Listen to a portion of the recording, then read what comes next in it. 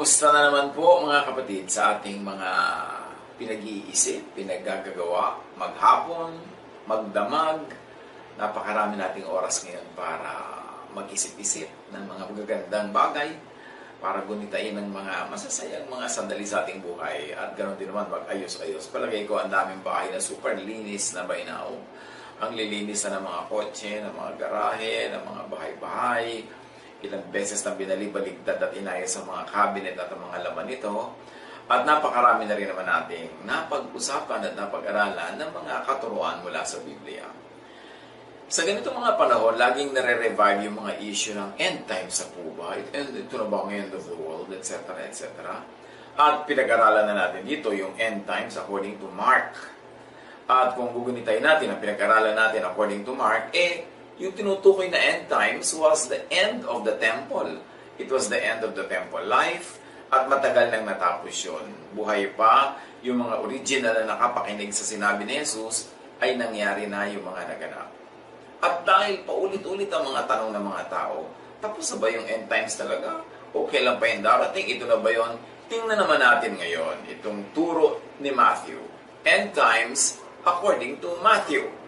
At napakahalaga na tingnan natin yung mga magkakaparehong sinabi ni Mark at ni Matthew at yung mga unique na kay Matthew lang natin mababasa. Matthew 24, 1-3. Jesus left the temple and was walking away when his disciples came up to him to call his attention to its buildings. So ang topic yung buildings ng temple. Do you see all these things? Jesus asked. Truly I tell you, not one stone here will be left on another. Everyone will be thrown down. So, huwag tayong mawawala. Ang topic yung temple at yung mga buildings sa temple complex. At sabi ni Jesus, nakikita niyo ba yung mga yan? Walang matitira, walang malalabing mga bato na nakatungtong sa ibabaw ng kapwa bato.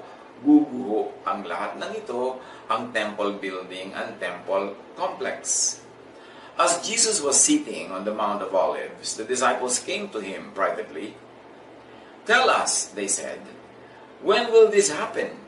Meaning, when will the temple collapse? When will the temple be destroyed? And what will be the sign of your coming and the end of the age? So obviously, sa tanong na ito, sabay-sabay o magkakasunod o nasa isang time frame lang yung pagkagiba ng templo, yung pagdating ni Jesus, at yung pagwawakas ng panahon, the end of the age. Anong age yun? Age nga of the temple and age of of all other things associated with temple worship and temple sacrifice. Kaya sabi ni Jesus, do you see all these things? Truly I tell you, not one stone here will be left on another. Everyone will be thrown down. So Jesus says the temple and its buildings will be destroyed, will cease to exist, will end. Jesus says that the time, the period, the age of the temple will end. Matatapos ang kanyang panahon, ang kanyang pagkauso, ang kanyang power, ang kanyang activities. Why? Why? To start a new age, perhaps? To start the age of the Spirit? And later on, as we read Acts, we will find out that the end of the temple age will begin a new age, the age of the Spirit. The Spirit will dwell in the new temple, which means the believers. And the believers will be the new temple. Kaya hindi na magkakaroon ng pangangailangan doon sa templong bato, dahil sa templo na ng puso ng mananampalataya ang lilipatan ng simbolo ng presensya ng Diyos. Kaya sinasabi rin kahit noon pa, I will replace your heart of stone with the heart of flesh. So ganun din yun, ang magiging templo ng Diyos, ng Espiritu ay hindi na stone, kundi flesh. Yung mga human beings, puso, isipan ng mga mananalig kay Jesus. Matthew 24, 4-14. Dahil tinatanong siya, ano po ba ang mga sign na mawawasak na ang templo, darating na kayo, at matatapos na ang panahon?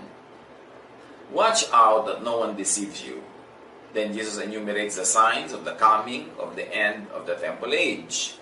At ito, babasahin ko na lang isa-isa, pag-usapan natin tuloy-tuloy, hindi ko na i-discuss kasi diniscuss ito sa Mark. Balikan nyo na lang yung ating message nung end according to Mark. For many will come in my name, claiming I am the Messiah, and will deceive many. You will hear of wars and rumors of wars, but see to it that you are not alarmed. Such things must happen, but the end is still to come. Nation will rise against nation, and kingdom against kingdom. There will be famines and earthquakes in various places. All these are the beginning of birth pains. Then you will be handed over to be persecuted and put to death, and you will be hated by all nations because of me. At that time, many will turn away from the faith and will betray and hate each other. And many false prophets will appear and deceive many people. Because of the increase of wickedness, the love of most will grow cold. But the one who stands firm to the end, meaning the end of this difficult time, will be saved. And this gospel of the kingdom will be preached in the whole world as a testimony to all nations. Sinabi din yan sa Mark at ipinaliwanag na natin at maganda ulitin ito kasi mahalaga yung point na ito. Na all the nations, the so-called nations known to the Israelites at that time, were assembled in Jerusalem during the time of Pentecost, when the Holy Spirit came. So in a manner of speaking, the word of the gospel, the good news about Jesus, reached all the nations all at one time during Pentecost. Hindi kailangan maging literal na pupuntahan mo bawat miyembro ng United Nations ngayon para matupad yon. Natupad kasi ang lahat ng ito na sinabi ni Jesus noong panahon pa lang nila. Hindi pa nauubos yung mga generation, first generation believers, naganap ang lahat ng ito. Dahil sabi ni Jesus, magaganap yon bago sila lubusang mamatay at maubos. Acts 2:5. Now they were staying in Jerusalem, God-fearing Jews from every nation under heaven, and then the end of the temple age will come. So, pagka pinagdugtong-dugtong natin kung ano yung mag-e-end, yung temple, ano yung sign niya, ipinakita natin, sinabi na ni Jesus. At iniisa-isa pa nga natin ngayon, ipagpatuloy natin, Matthew 24:15-21. So when you see standing in the holy place the abomination that causes desolation, spoken through the prophet Daniel, and many people think it is the Roman emperor statue that was brought into Jerusalem, but that is another topic. Sabi ni Jesus sa pagpapatuloy, let the reader understand. Let those who are in Judea flee to the mountains. Let no one on the housetop go down and take anything out of the house. Let no one in the field go back to take their cloak. How dreadful it will be in those days for pregnant women and nursing mothers. Pray that your flight will not take place in winter or in the Sabbath. For then there will be great distress, unequaled from the beginning of the world until now, and never to be equaled again. At alam natin, because of the Jewish revolt that started in AD 66 and culminated in about AD 72, the Roman Empire destroyed Israel, especially Jerusalem. Sinunog, giniba, walang natira, pinalayas ang mga Jews from Palestine, and the menorah, which is a symbol of many important things in the Jewish faith, which was enshrined in the temple, was taken from Jerusalem to Rome. And this event was commemorated, immortalized in an ark, the Ark of Titus, na ito ay nakauka doon sa gilid ng ark, at yung ark na ito hanggang ngayon nakatayo, ito ay malapit sa Colosseum in Central Rome. At makikita natin na, yes, sinirang Jerusalem, giniba ang templo, walang natira, poetically. Siyempre, technically, meron ng kahit isa o dalawang magkapatong pa doon natira. Kasi poetic language yun. Ibig sabihin, yung function ng temple, yung identity niya, forever, wala na. Matthew 24:22-29. If those days had not been cut short, no one would survive. But for the sake of the elect, those days will be shortened. At that time, if anyone says to you, look, here is the Messiah, or there he is, do not believe it.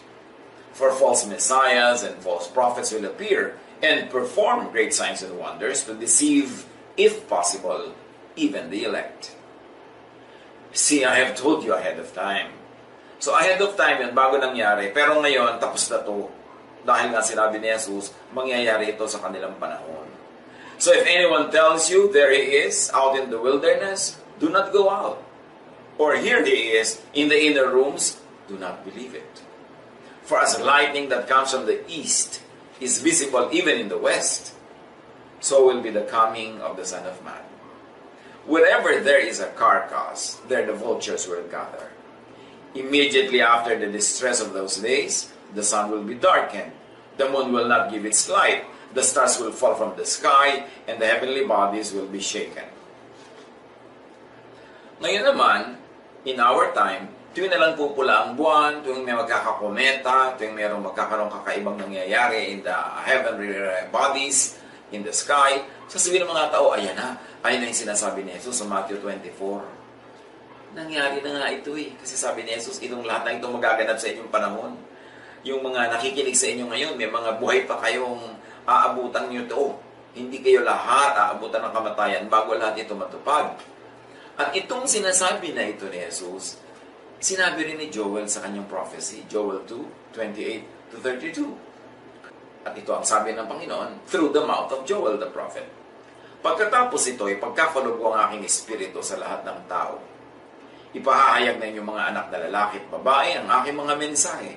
Magkakaroon ng mga panaginip ang inyong matatandang lalaki at makakakita ng mga pangitain ang inyong mga kabataang lalaki. Sa panahong ito, ibubuhos ko rin ang aking espiritu maging sa mga alipin, lalaki man o babae.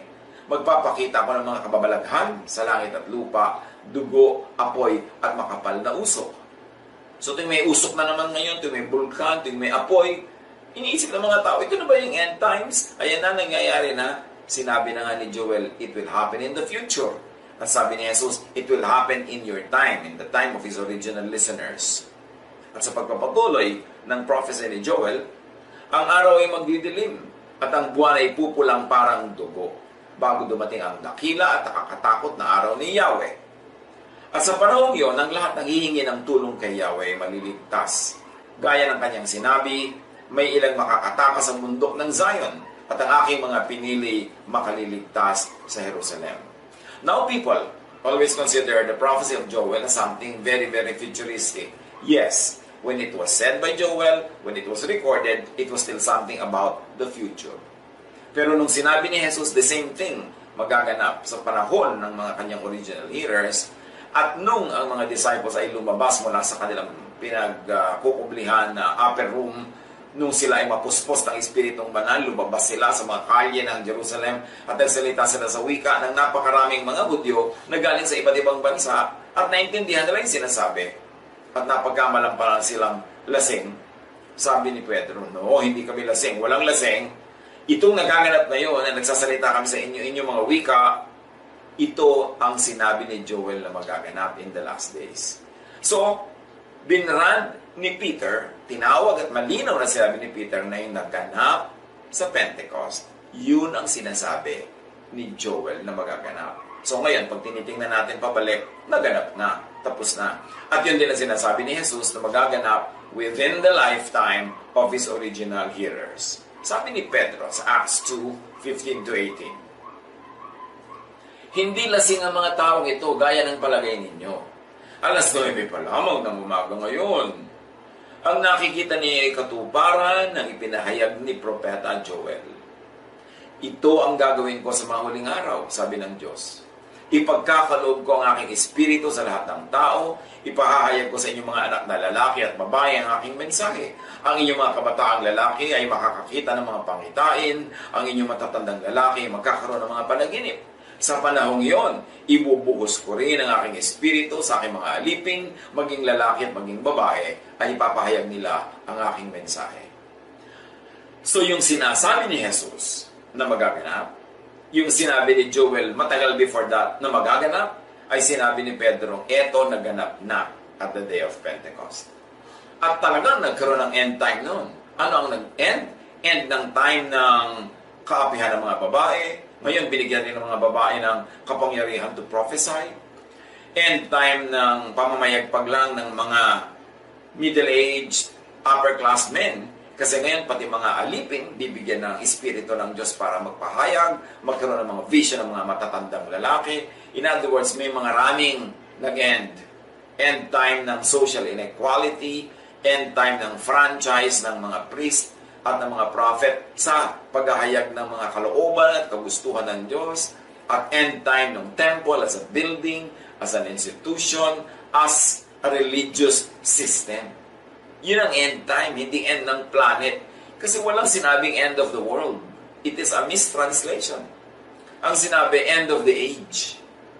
End of an age, end of an era. Parang, tapos na ang panahon ng Kastila, ang panahon ng Hapon, ang panahon ni ganito, ang panahon ni Mahoma, tapos na. Yun ang end of the age. At talagang may natapos nung day of Pentecost, and some years, and some months, and a little time before and after that. Kasi porous naman yung time, hindi siya precise na parang end punto, tapos agad lahat. At nakita natin na natapos ang temple noong AD 72 at hanggang ngayon hindi pa yung nabuo. Hindi na nga nakapag-practice doon ng mga Jew ng kanilang ancient practice. At ngayon, ibang religion na ang may-ari ng temple na yun, ng Temple Mount. So, tapos na talaga yung templo. At kung mayroong mga gustong buuin pa uli yung templo, anong gagawin mo? Aawayin mo yung mga nakatira ngayon doon. Magkakaguluhan nyo yung pag-aagawan nyo yan. At para ano't bubuuin ang templo? Para maghain uli ng mga hayop, mga dugo. Tapos na nga. By one single sacrifice of Jesus, He finished once for all the work of redemption. Kaya, dapat linawin natin yan. Ang dami kasing laging natatakot na mag-end na yung world according to Matthew 24, according to Mark. Tapos na yung event na yun.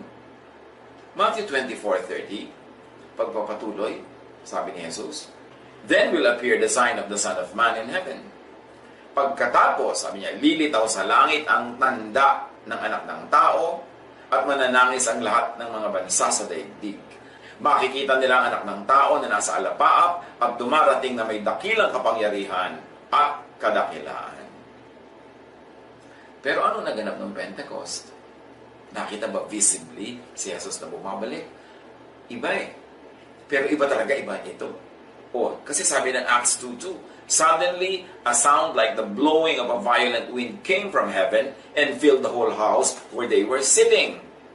At napuspos sila ng dumating na Espiritong Banal. Hindi naman katakataka na dumating ang Espiritong Banal. Kasi sabi ni Jesus, I will never leave you. I will never let you alone. I'm going to send the Holy Spirit to be with you, to be your comforter, to be your guide, to be your light. So, kaya si Jesus man, siya man ang bumalik o ang Espiritong Banal na ipinadala niya, pareho lang yun. Kasi yun ang pangako ni Jesus, na pag-alis niya, ipapadala niya ang Espiritong Banal. Kaya pag-akyat niya sa langit, hindi naman nagtagal, nangyari na yung Pentecost, natupad ang sinasabi ni Jesus na magpapadala siya ng taga-aliw, taga-turo, taga-pagliwanag, at yun ang Espiritu. At naganap yon ng Day of Pentecost na tinukoy ni Joel long ago before it happened na magaganap, at sinabi ni Jesus magaganap, at sabi ni Pedro, naganap na. Ito na yon. Matthew 24:30-34, sa pagpapatuloy ni Jesus. And then all the peoples of the earth will mourn when they see the Son of Man coming on the clouds of heaven with power and great glory. So ito ba ay literal? Ito ba ay poetic? Ito ba ay symbolic? Dapat pag-isipan. And He will send His angels with a loud trumpet call, and they will gather His elect from the four winds, from one end of the heavens to the other. At sinabi nga nung araw ng Pentecost, all the nations of the world were gathered in Jerusalem. So nadinig nila yung gospel. Now, learn this lesson from the fig tree, sabi ni Jesus. As soon as its twigs get tender and its leaves come out, you know that summer is near. Even so, when you see all these things, you know that it is near, right at the door. So sabi ni Jesus, pag nakita niyo na itong mga ganitong nagaganap, alam niyo, malapit na yung end time na yan. Malapit na yung sinasabi ko. Handyan na, nasa pintuan na, kumakatok na. At sabi ni Jesus, tandaan ito mabuti. Verse 34.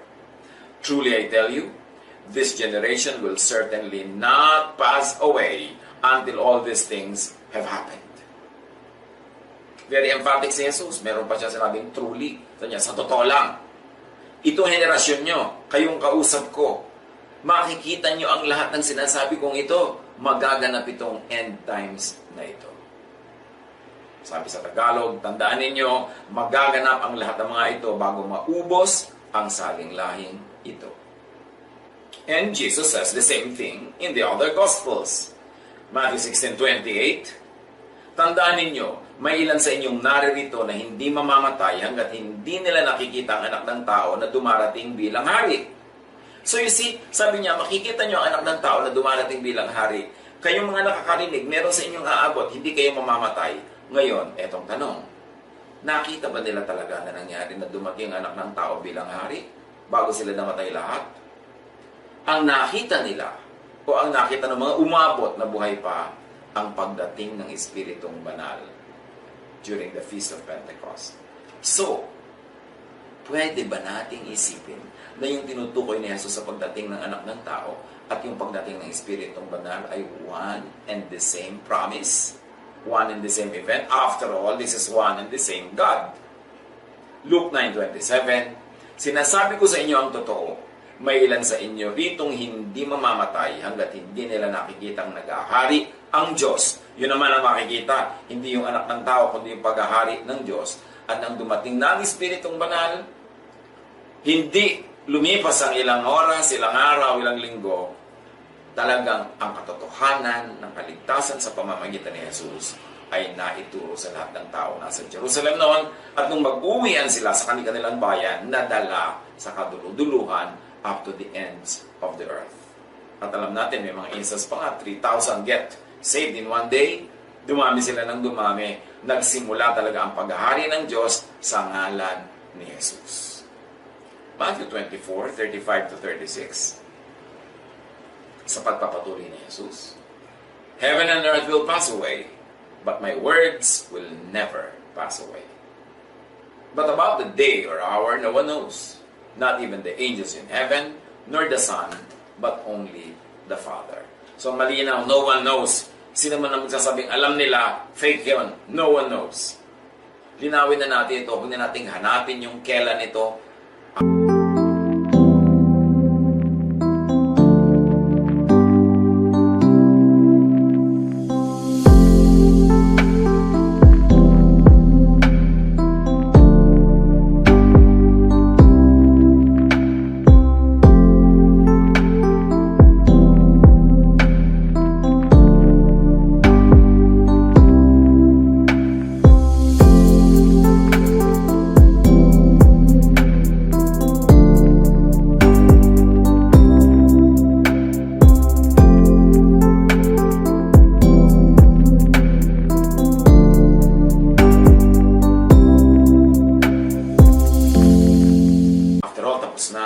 Pero, nung panahon na yon, wala na dapat manghula-hula pa kasi sabi ni Jesus, no one knows. Paghanda na lang kayo. It will happen anytime. Matthew 24:37-39. As it was in the days of Noah, so it will be at the coming of the Son of Man. For in the days before the flood, people were eating and drinking, marrying and giving in marriage, up to the day Noah entered the ark. And they knew nothing about what would happen until the flood came and took them all away. That is how it will be at the coming of the Son of Man. So ang naganap,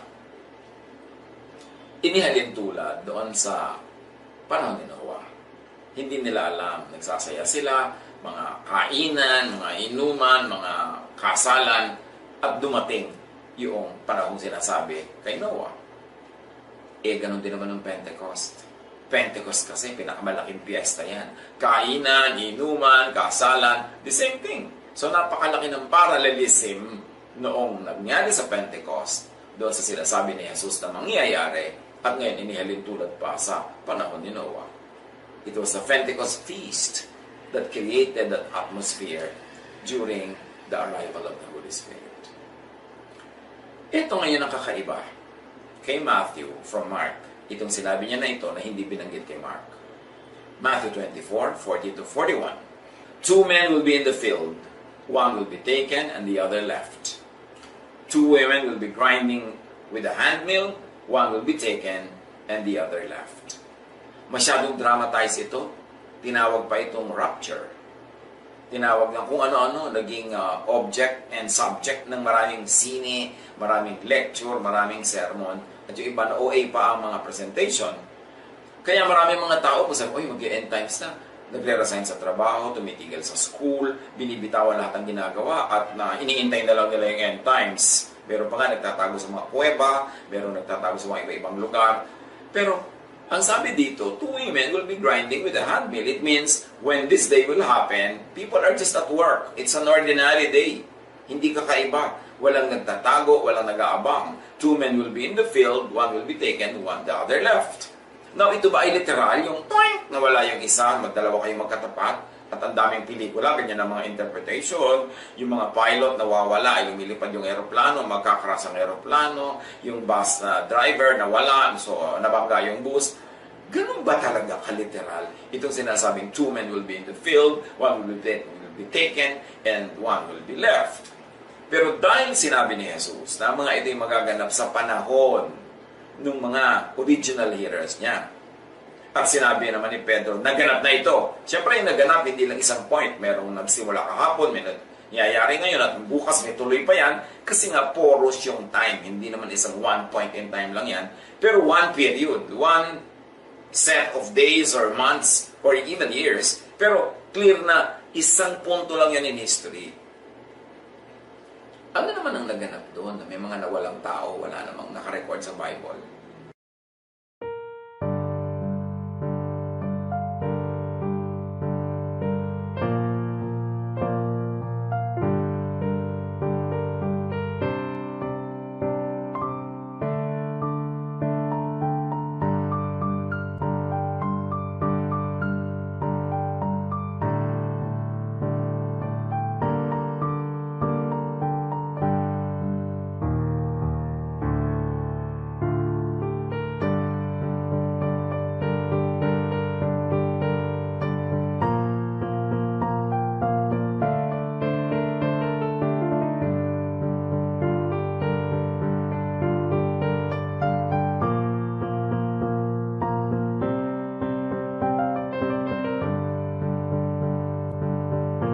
Pero, may dalawang record nang biglang nawala. Could it be that? Hindi yung parang biglang nawala yung pilot, nawala yung ino-operahan ka ng doktor, nawala siya, so hindi na natin ang operasyon. Kaya puro tuloy takot ang laman ng utak ng mga tao. May dalawang instances of recording ng mga taong nawala sa paningin. Ito kaya yung binabanggit na yon bilang isang senyales na yes, ito na nga yung panahon na yan kasi may nawawala na. Acts 8:39. Pagkaahon nila sa tubig, si Felipe ay kinuha ng Espiritu ng Panginoon at hindi na siya nakita pa ng pinuno. Ang pinuno ay tuwang-tuwang nagpatuloy sa paglalakbay. This is the Ethiopian official that was baptized by Philip.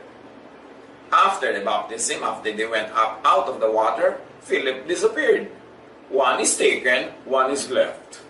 In an actual work that was happening, a baptism. Hindi naman sila nag-resign sa mga trabaho nila at biglang may nawala dyan eh.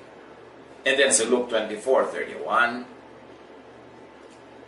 noong ang Panginoong Hesus ay bumangon mula sa kamatayan at naglakad siya patungong Emmaus, nakipagkwentuhan siya sa dalawang mananampalatayang hindi siya nakilala agad, and then inimbitahan siya ng dalawang ito na humapon sa bahay nila, at nung sisimula sila maghapunan, Jesus broke the bread, Luke 24:31, noon nabuksan ang kanilang mga mata, at nakilala nila si Jesus. Subalit, siya ay biglang nawala sa kanilang paningin.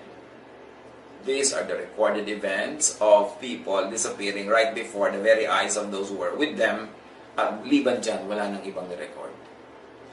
So we should not be too licentious naman to extend this notice, this sinasabi ng Panginoon na senyales ng mga panahon na nag-e-end na nga yung temple, nag-e-end na yung age na yon, na sobrang extended na.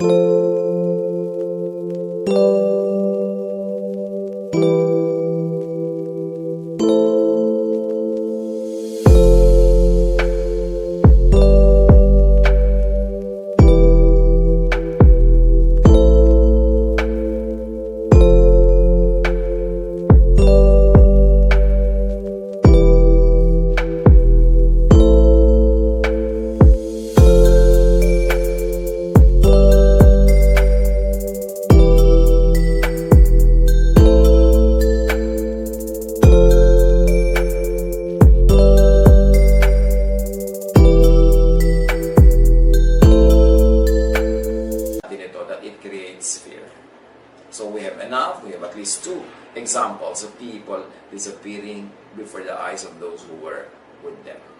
Could this be another sign, really, na yes, ito na nga yung panahon na tinutukoy ni Joel, tinutukoy ni Jesus, pero definitely, sinabi ni Pedro, ito na nga iyon. The so-called rapture would have happened in and around the time of the destruction of the temple. So, yung iba na naman, takot na takot, magra-rapture na kaya, magra-rapture. Yung sasakay sila sa aeroplano, Diyos ko, hindi po sana Christian yung piloto dahil baka mag-rapture, mawala siya dito at wala na kami matirang pilot.